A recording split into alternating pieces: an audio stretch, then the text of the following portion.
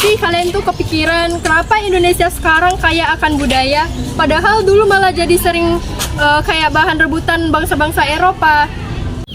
Nah teman-teman, jadi di video kali ini kami bakal ngasih tahu kalian fakta-fakta sejarah menarik tentang imperialisme, kolonialisme, dan masa-masa penjajahan di Indonesia.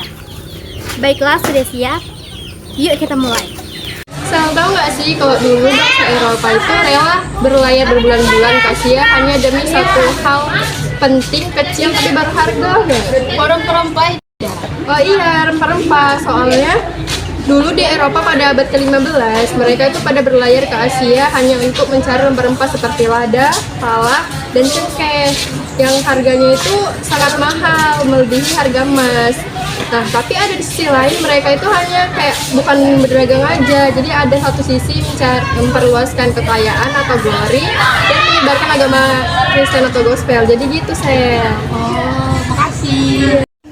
Kau tahu nggak sih, kalau jatuhnya kota Konstantinopel di tangan Turki Utsmani justru menjadi pemicu utama bagi bangsa Barat mencari jalur baru untuk menuju ke timur.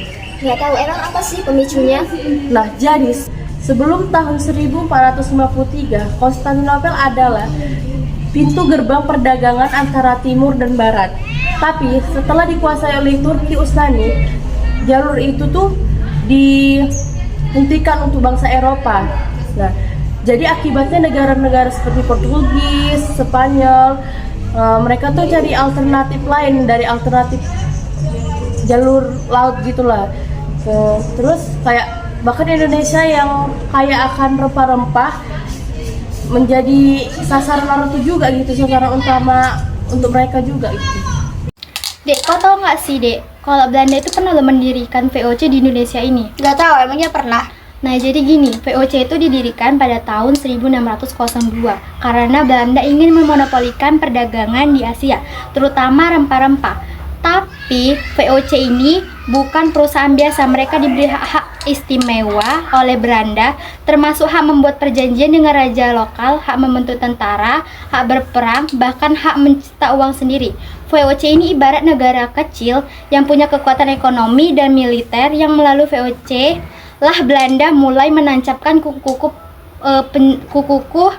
penjajahan di berbagai wilayah Indonesia, dari Batavia sampai Ambon.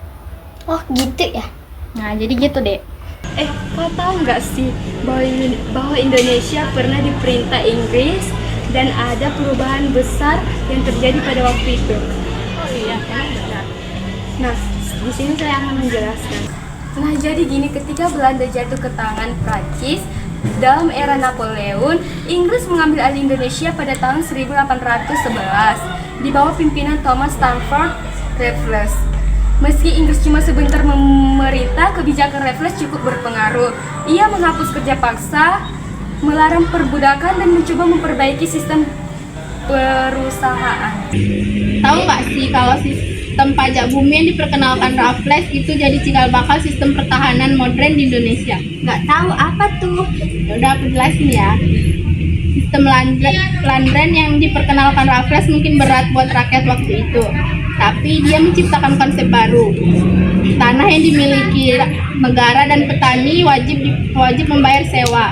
Ini menggantikan sistem feodal lama, di mana rakyat cuma bekerja untuk bangsawan atau kerajaan. Walau prakteknya tetap banyak tantangan, ide ini menjadi dasar pemikiran tentang kepemilikan tanah yang kita kenal hingga zaman kolonial modern, bahkan sejarah Indonesia. Ini itu bukan cuma soal perang atau penjajahan bersenjata. Kalau dulu imperialisme menguasai wilayah secara langsung. Sekarang bentuknya secara halus, yaitu lewat perdagangan, teknologi, budaya, dan ekonomi.